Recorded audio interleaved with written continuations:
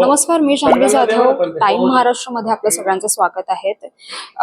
शिवसेना उभाटा गटाचे नेते अंबादास दानवे यांनी संदीपान भुमरेंवर त्यांच्या चालकावर गंभीर आरोप केलेत. याबद्दल सविस्तर माहिती जाणून घेऊया त्यांच्याकडून. सर, तुम्ही संदीपान भुमरेंवर समृद्धी महामार्गाच्या रिलेटेड आरोप केलेत, त्यांच्या चालकावर आरोप केलेत. एकूणच काय प्रकरण एक जागा आहे तिथली. ही जागा हिबानामा करून भुमरे साहेबाचे जे चालक आहे त्यांच्या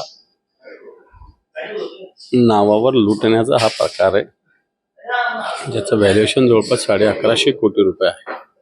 आता हा चालकाचा जन्म झाला 1985 साली आणि हिबानामा झाला 1971 साली. एक दुसरी गोष्ट, हिबानामा करून देणारं कुटुंब आहे वाघमारे.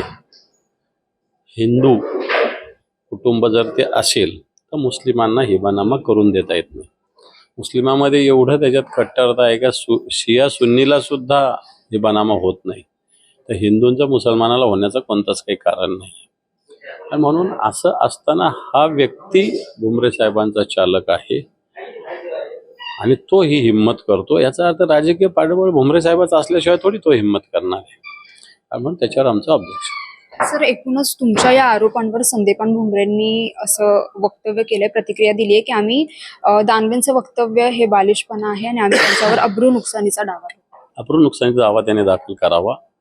माझ्याकडे सगळे पेपर्स आहे, या पेपरच्या आधारावर मी बोललेलो आहे. आणि भुमरेंना का मिरची लागावी? जर ते म्हणतात की त्यांचं कोणी ड्रायव्हर काही करत असेल तर मला काही माहिती नाही, तर हे ड्रायव्हरवर आरोप केला. मी थोडी भुमरेंनी 1150 कोटी रुपये लाटले असं म्हटलेलं आहे. भुमरेंचा पाठिंबा असं म्हटलेलं आहे, पण त्यांना आरोप लागले याचा अर्थ त्यांचा सहभाग असावा त्याच्यात. सर, एकूणच पाहायला गेलं तर अर्थसंकल्पीय अधिवेशन सुरू आहे. हे अर्थसंकल्पीय अधिवेशन आत्ता याचा 3रा दिवस आहे आणि हे अजित पवारांविना होतंय. पहिला दिवस शोकसभेचा पार पडला. विविध प्रतिक्रिया अजित पवारांबद्दल दिसून आल्या. आपल्याला काय वाटतं? आता ही प्रक्रिया याला काय करू शकतो आपण? झाला, हा दुर्घटना झाली, अपघात झाला, सगळ्यांना निश्चित दुःख झालेलं आहे, परंतु शो मस्ट गो ऑन आपण असं म्हणतो, तसं हे तर पुढे जाणारच आहे ना. रोहित पवारांनी घातपात किंवा अपघात आहे याच्यावर शंका उपस्थित केली होती आणि त्यांच्या आरोपांनंतर आता VSR कंपनीची काही विमानं ही बंद करण्यात आली आहे, असं ही माहिती सांगते. मला असं वाटतं सगळ्यात आधी अजितदादाची अपघात किंवा घातपात जो झाला त्याची क्लिअरिटी समोर आली पाहिजे. कारण डाटा नष्ट होतो काय, वैमानिक बदलतो काय, हे सगळे लोकांना संशयास्पद आहे ना, त्याच्यामुळे याची चौकशी व्हावी. सर, एकूणच पाहायला गेलं तर सध्या तरी सभागृहात विरोधी पक्ष नेता नाहीये, त्यामुळे विरोधकांकडून देखील मोठी मागणी होते की विरोधी पक्ष नेता असावा, पण सरकारकडून यावर काही अजून उपाययोजना केल्या जातात. सरकार तसं घाबरते. खरं तर या संसदीय कार्यप्रणालीमध्ये विरोधी पक्षनेता असलाच पाहिजे. कोणत्या पक्षाचा असेल तो असलाच पाहिजे. परंतु सरकार काय विरोधी पक्षनेता द्यायला घाबरते किंवा करायला घाबरते हा एक प्रश्न मनात आहे.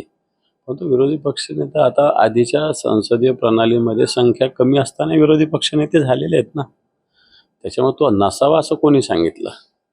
त्यामुळे हा पोतेपणा आहे मनाचा आणि विचाराचा सत्ताधारी पक्षाचा.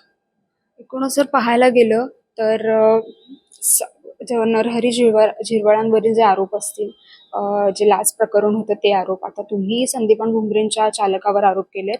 महायुतीतील मंत्र्यांमधून किंवा नेत्यांमधून सातत्यानं विरोधक हे त्यांच्यावर आरोप करतात.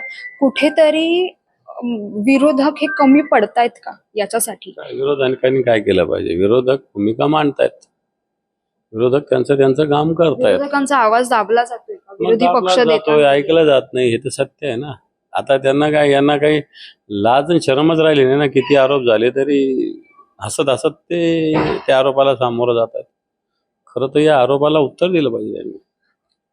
तर एकूणच पाहायला गेलं तर भुमरेंच्या प्रकरणात असेल किंवा विरोधी पक्षनेत्यावर असेल, सरकार हे घाबरत आहे विरोधकांना, अशी प्रतिक्रिया आपण अंबादास दानवेंकडून पाहिली.